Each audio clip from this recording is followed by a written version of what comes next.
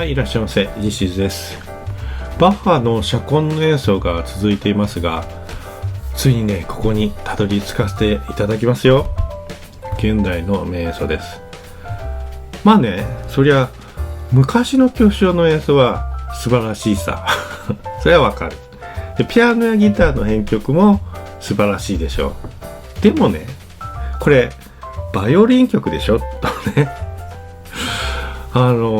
最近の注目演奏とかないのってわけで、一つですごいのを見つけてあるので、どうぞお楽しみに。現代の直近の名演として期待できるのがね、音の良さですよね。録音の質で、その良さがね、音楽的な意味で功を奏して、表現が伝わってくるっていうのをね、僕は期待したいわけですよ。例えばね、こう音楽のパッション、パッションっていうとさ、日本語では情熱と訳しますが、もともとね、キリスト教の受難という意味もあって、こう絶対的な困難に立ち向かっていく強い思いみたいなね、そういうものですよね。それがね、ザクザクと迫ってくるって、これはやばいんですよ。本当にすごい。ただね、強くね訴えればいいというものでもないですよね。まあ当たり前っちゃ当たり前だけどさ、人間の弱さとか繊細さ、悩みとか迷いとか、そういった感情もね、人の一面なわけですから、それがあるからこそ、こうドーンと力強い解決にね飛び込んでいったりもできるし、困難に向かうこうシビアな楽曲が音楽としてのね愛しさにも変わっていくわけです。これね、ちょっと言っていいのかどうか怒られるとは思うんだけど言わせてもらうよ。極論ですけどね、僕の思う良い演奏って、つまりね、楽譜通りのものではないんですよ。楽譜というね、設計図にとらわれている限り、それはただね、楽譜を再現しているだけと思います。楽譜通りに弾くという状況が、むしろね、ただの一瞬もない。そんな演奏。すべての音がね、こう、紙の上の設計図によるものではなくて、自分の心から発している演奏。そういうものでないとね、お金を払って鑑賞する価値があるとは言えないんじゃないかなと僕は思うんですけど、どうでしょう。例えばね、ちょっと具体的にというか、一つの音に関して考察させていただくんですけど、エンベロープと言いましてね、時系列的に4つの要素があるんですよ。アタック、ディケイ、サスティン、リリース。これはシンセサイザーの用語なんですが、シンセサイザーっていうのは機械で音を作っていくのでね、そういうふうに構造的に音を作るわけです。で、アタックっていうのは音の立ち上がりに関すること。で、アタックあって、ディケイ、ちょっと下がる。このアタックのまま行くんじゃなくて、アタックで一回下がる、グッと下がるディケイ、ディケイを上げてもいいんだけど、そのアタックと反動があって、その後サステインっていう伸びる状況があっ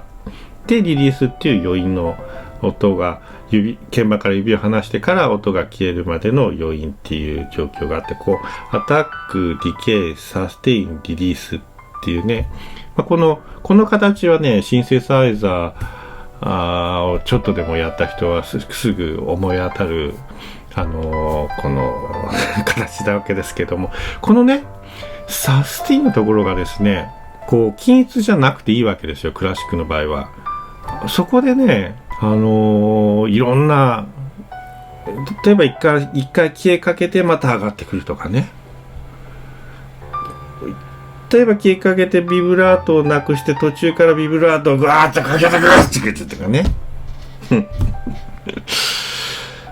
だからね、伴奏部分の白玉とかならいいんですよ、均一でね。むしろそういう場合は均一の方じゃないとメロディーの邪魔になっちゃうからっていうのはあると思うんですけど、メロディーラインでね、無意味な長音をやられるとね、僕はねそれに何の意味があるんだよって卵を投げつけたくなっちゃうぐらい嫌なんですよ。だからその引き伸ばされた音のこのサスティンの中にこそね、もう100万の感情が込められているような、そう音楽があるべきだと思うんですよねどうですか皆さん。だからね、僕は申し訳ないんですけどね、ソニーのモニターヘッドホンは使いたくないんですよ。有名な赤の900っていうのがあるんですけどね、これは日本国内のどこのレコーディングスタジオでも必ずある業界標準機っていうことで有名なんですけどね、ちょっと苦手なんですよね。あれすごい立ち上がり最速で、だからタイミングのチェック用には素晴らしいんだけど、その立ち上がった後のこの音の伸びるところがね、なんかただ鳴ってるだけでただ鳴ってるだけって感じでね、いや苦手と感じるんですよね。まあその点ね、クラシックで評価の高いヘッドホンだと赤毛とかゼンハイザー、見事ですよね。もうね、サステイン、この立ち上がった後のサステインがね、もうグイグイきます涙出ます。まあね、もともと弓で音が出す楽器っていうのは、まあ立ち上がりはそんなに鋭くなくて、その後の持続音でね感情表現するタイプですよね。中国の呼吸とか、呼吸の演奏に関してさ、立ち上がりの正確さとか音程の正確さだけで良し悪しを判断する人いないんでしょいないですよねいたりしてまあいいや。というわけでね、僕は結構海外のクラシック子供の時からもう古い要素とか好きで感動してた人間なんで、もうこういうことを言っちゃうんですけど、今の日本でねこんなこと言うとね、もうボコボコって叩かれまくるかもしれないですよね。だってね、コンクールだってね、皆さん一生懸命アタックの正確さとか僅差とかで審査される、そういうところが審査の要因だったりするし、ソニーの900だってもうそれこそね、ああいう人はいくらでもいらっしゃるし、これみんなが愛して使ってるものをねけなしたら、それはもうボコボコ叩かれますよまあしょうがない、それはしょうがない、分かってるけど、まあね、自分の考える弦楽器の魅力っていうのはね、ちょっと表情豊かなサステインっていうところでちょっと個人的に初心表明させていただくところでございます。よろしくお願いします。そして今回注目させていただきます社訓の演奏がこちら、ドン、マーチ・ブチコさん。なかなかの風貌でございますよね。やさぐれた一匹狼のような、さすがね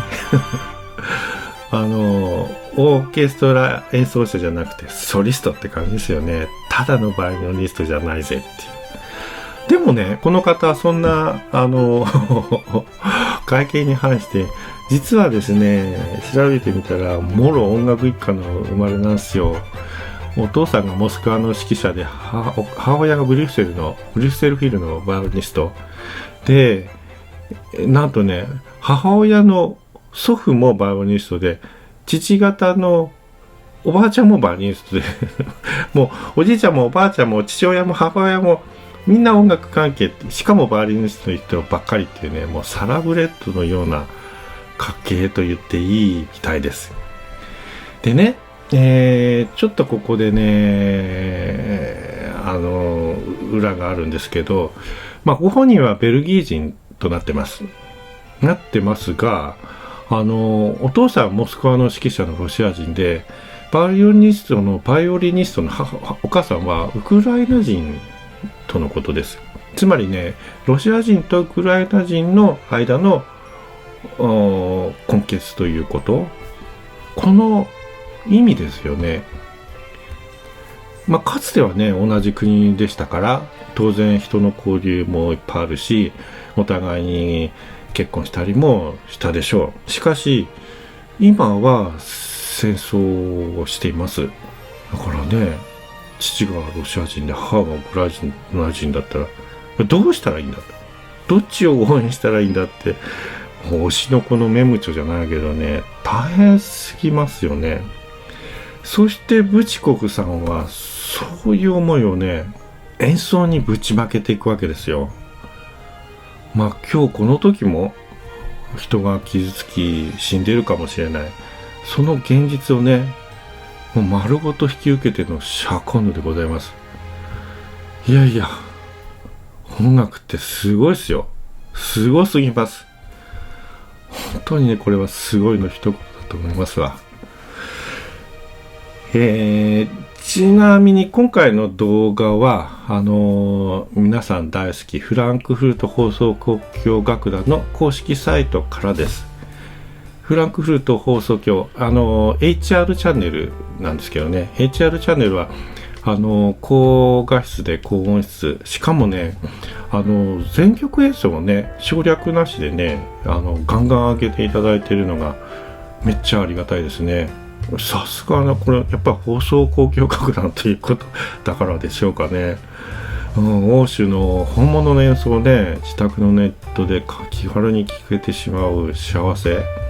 もう音楽好きならぜひ HR チャンネルは登録しておいて損はないチャンネルだと思います。というわけで This is でした。シャコンヌシリーズ続いてますが、最後はね自分の演奏で締められたらかっこいいんだけどなしかし下手だし、どうしようかなね。練習動画でもいいですかまあ考えていきます。ではまたのご来店お待ちしています。ありがとうございました。